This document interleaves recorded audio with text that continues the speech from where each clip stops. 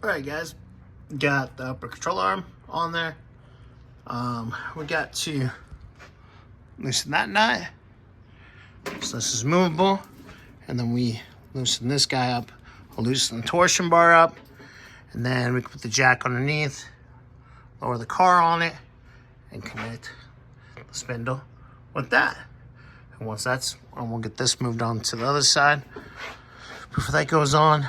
So then I can tighten up, or I can put the caliper back on, tighten that all up, go back up the car, tighten that guy back up, put that nut tight again, cotter pin, and then we should have this whole side done.